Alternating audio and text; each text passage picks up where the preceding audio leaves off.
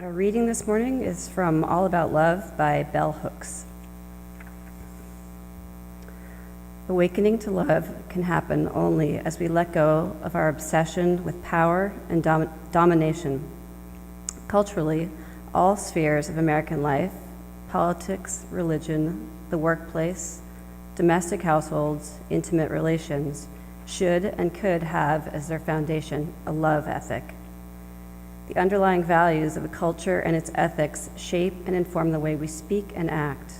A love ethic presupposes that everyone has the right to be free, to live fully and well. To bring a love ethic to every dimension of our lives, our society would need to embrace change. To live our lives based on the principles of a love ethic, we have to be courageous. Learning how to face our fears is one way we embrace love. Our fear may not go away, but it will not stand in the way. Those of us who have already chosen to embrace a love ethic, allowing it to govern and inform how we think and act, know that when we let our light shine, we draw to us and are drawn to other bearers of light. We are not alone. Revolution and grit. When I first read these words in response to my inquiry about your monthly worship for March, I stopped in my tracks. Uh-oh, I thought. Maybe I'm not the right preacher for this theme. The revolution part, yes, absolutely, count me in. But grit? At the risk of too much honesty, I'll admit that I've never thought of myself as a particularly gritty person. And it might all go back to when I was learning to ride my bike. We heard that in our story this morning, that one of the things that requires grit, especially when we're young, is learning to ride our new two-wheeler. So when I think of grit, I almost always have the same visceral reaction.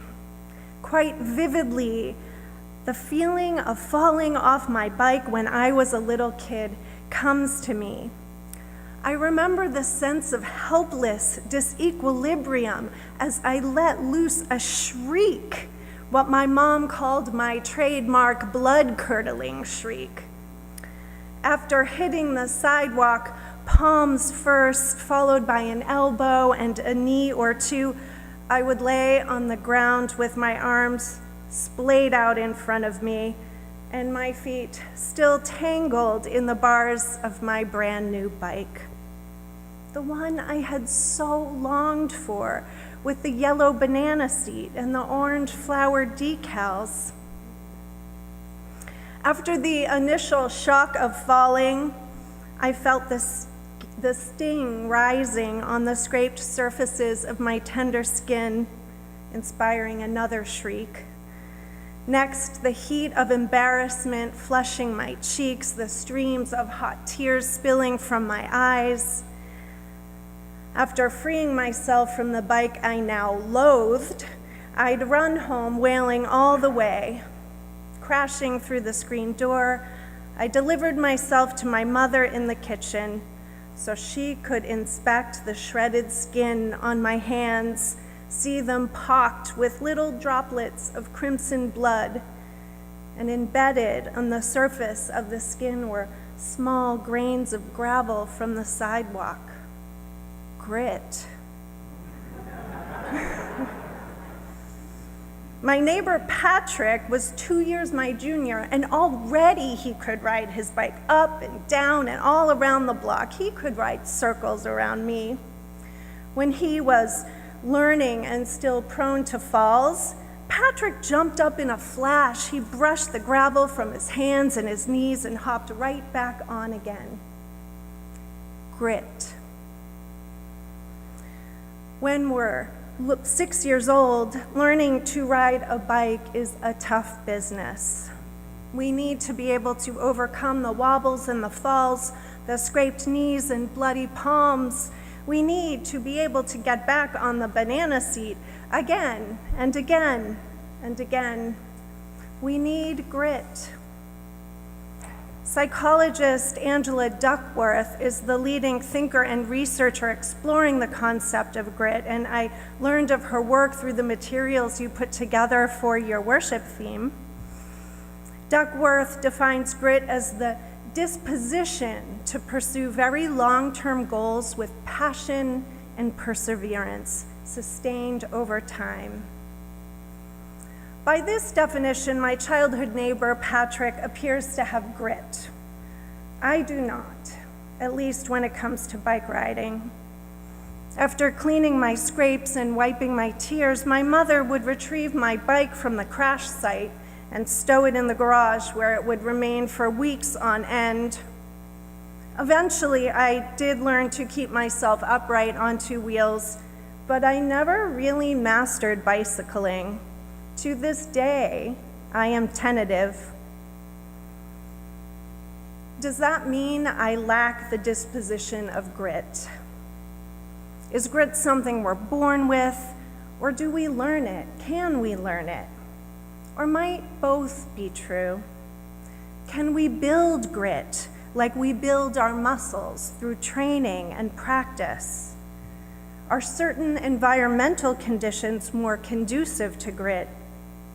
These are questions that Duckworth is exploring in her research, and I care about the answers because, as I mentioned earlier, I want in on the revolution.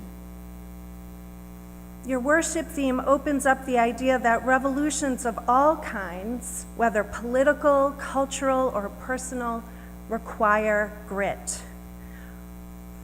Revolutionary change entails upheavals, trials, sacrifices, injuries, and losses of significant proportion, and they are not won in a day. To effect revolutionary change, we need to be able to endure these hardships and nevertheless persist for the long haul. Revolution is a tough business. We need grit. So how do we get it, build it, and practice it?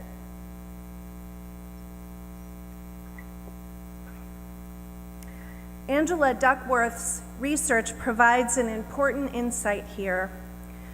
One of the key drivers of grit that her research identifies is valuing the goal. Gritty people are passionate because they deeply value the end they are trying to reach. Gritty people care a lot, and that passion drives their perseverance. Maybe I don't have grit when it comes to bicycling because I just don't care all that much about it. I'm more of a walker, a jogger, a hiker. Maybe I do have the capacity for grit when it comes to what I most deeply value. Maybe we all do. For me, that is ministry. That is the vision of our Unitarian Universalist faith. That is a world remade in the image of love. It seems to me that church is an ideal place for cultivating grit. Here and together in religious community, we name our most cherished values, the values that we are passionate about. We name belonging, liberation, freedom, justice, and equality. We name abundance, joy, and compassion. We name beauty and truth. We name community, connection. We name love. We name these values and we invite each other to care about them passionately. In religious community, we envision together the world made anew according to our values. In religious community, we invite each other not only to care, but to practice our values in the world as it is, so that one day it will become the world as we desire it to be. This is the revolution I want in on. In our reading this morning, Bell Hooks describes this revolution as an awakening to love. She invokes a new culture where everyone has the right to be free, to live fully and well. A culture built on the foundation of a love ethic in place of our existing culture of power and domination, built on an ethic of competition. Unitarian Universalists care about the love revolution, and that's why I cast my lot here 10 years ago, because I want in on the revolution and I need to practice grit. Maybe that's why some of you are here too. So this has got me wondering about what grit looks like in the love revolution. What does it really mean to be gritty in the service of love? And just as I was wondering, driving along in my car, as is often the case, the universe served up an answer. It came via my car radio, NPR, and a rebroadcast of an old episode of This American Life called Unconditional Love. Loving someone no matter what. That takes grit. In Act 1 of the episode, journalist Alex Spiegel shares the story of a family, Heidi and Rick Solomon and their son Daniel. When Daniel was 7 years old, Heidi and Rick adopted him and brought him from the orphanage in Romania, where he had lived since infancy, to their home in suburban Ohio. Nothing in Daniel's previous experience could have prepared him for the intimacy of family life. Here's how Alex Spiegel describes Daniel's early childhood. During the day, one set of adults would feed and clean Daniel and the other 100 or so orphans who lived in the same room. During the night, there was a graveyard crew. But even though Daniel was there for 7.5 years, he can't tell you the name of any of the adults who took care of him. He didn't know any of them well enough. He also can't tell you much about how he passed the time, what he thought about. He didn't go to school. He didn't go outside. Given his dramatic changes in circumstance, it's not surprising that Daniel struggled to adapt to his radically new environment. His behavior deteriorated, and he spent hours every day in tantrums of rage, often becoming violent, especially towards Heidi. The family called upon experts of all stripes, social workers, psychiatrists, therapists, and soon Daniel was diagnosed with attachment disorder. None of the many therapies they tried took, and Daniel only grew more angry, isolated, and violent. Heidi's biggest worry was that Daniel would hurt someone else. But through it all, Heidi persisted. She remained faithful to the possibility that Daniel could live fully and well, with joy, connection, and loving support. This is the value that fueled Heidi's passion, the conviction that her son could and should have a better life, a good life. When strategy after strategy failed, Heidi relentlessly pursued new options until she found more specialized programs for attachment disorder. After years of trying, a strategy called the 3 feet plan offered a glimmer of hope. 3 feet meaning in distance. For 8 weeks, Heidi and Daniel spent their waking hours side by side, no more than 3 feet apart. For 8 weeks, Heidi, and this was in an effort to recreate the bond of an attachment an infant makes with their primary caregiver, the bond that eluded Daniel in the orphanage. About 3 weeks into the program, Daniel recalls that something just changed. The realization dawned on him that his mother loved him. In addition to the 3 feet plan, the family participated in what is known as holding therapy. Spiegel says, every night for a year, 20 minutes a night, Daniel, Heidi, and Rick were supposed to hold on to each other and talk. Rick and Heidi cradling Daniel like a newborn child. At this point, Daniel was 13 and really big. When Heidi and Rick cradled him, Daniel's torso spanned both of their laps. Daniel admits that it felt weird, but he liked the ice cream they ployed him with. And eventually, during these sessions, in the radical embrace of his gritty parents, Daniel was able to open up about his feelings and his experiences in the orphanage. Daniel began to transform in ways small and large, helping around the house, making friends his own age, and even earning the valedictorian award in his confirmation class at the family's synagogue. I share this story not to idealize one family's journey. Plenty of families struggle just as valiantly as Heidi, Rick, and Daniel without arriving at the same kind of transformation. I share it, though, because for me, it offers a compelling image of the kind of grit I think we need to support revolutions of love in all facets of life, from family to community to society. The story offers an image of radical embrace, of people holding on to each other no matter what. Hold on just a little bit longer. Our call to prayer this morning. When learning to ride a bike, the grit we need is the kind that compels us to wipe the gravel from our hands and knees, hop back on the seat, clench the handlebars, and just keep pedaling.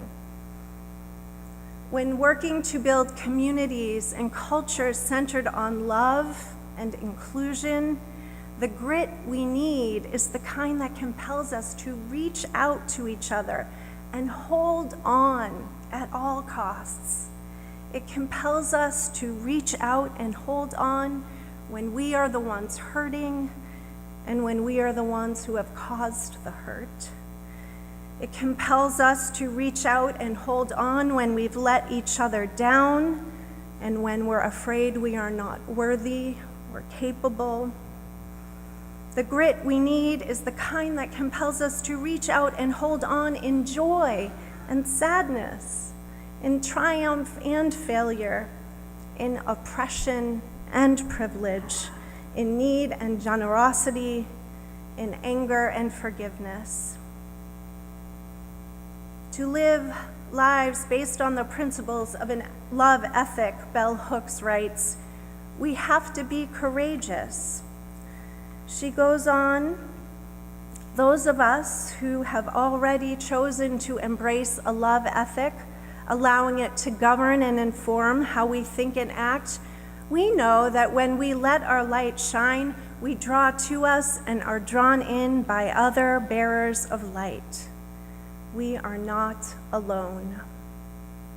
When we come together, when we hold on to each other, there is more light, there is more courage, there is more grit.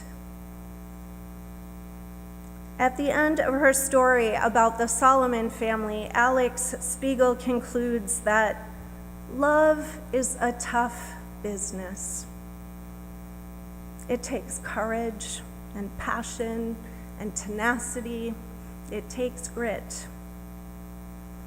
Whether you are uncertainly gritty, like me, or tenaciously gritty, like my neighbor Patrick and Daniel's mother Heidi, I believe you have come to the right place.